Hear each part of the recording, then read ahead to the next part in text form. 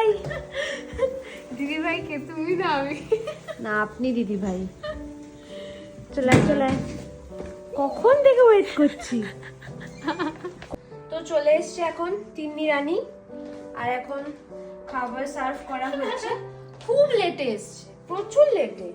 কি করব? শীতকালে তো দিন শেষ।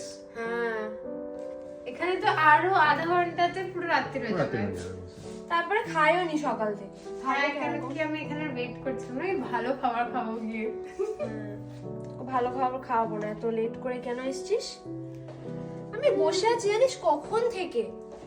আরে আমরা না 12টার সময় করেছি হচ্ছে এখানে কাবাব করেছি চিকেনের, আর এক পোলাও করেছি, আর চিকেন করেছি, আর এদিকে মাছের কালিয়া করেছি।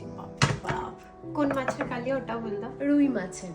এখানে রুই মাছ পাওয়া যায়? হ্যাঁ, আমি শুধু সালমন আর বাসা খেয়ে খেয়ে খতম হয়ে গেলাম।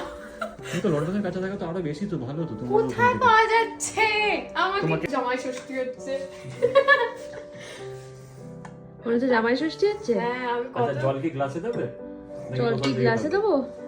হ্যাঁ আমি গ্লাসে। আচ্ছা ঠিক আছে, দিচ্ছি। এই যে এখন আমরা খেতে বসছি, টাইম হচ্ছে 3:44 বাজে এখন।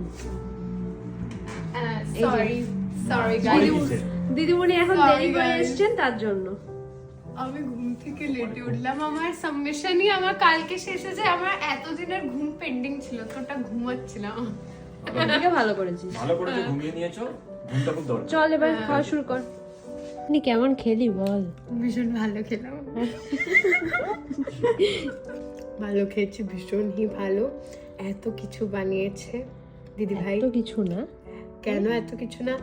মাছের কালিয়া, চিকেনের কারি, বাসন্তী পোলাও, ঠিক আছে, ডাল, তারপরে না, কুলের আচার। তিনি খুব তৃপ্তি করে খেয়েছে, হ্যাঁ ভাই, কারণ এখানে তো এরকম খাবার কত মাস পরে, সেপ্টেম্বর, অক্টোবর, নভেম্বর, ডিসেম্বর, 4 মাস পরে ঢংসে ঘরের খাবার খেলাম আমি।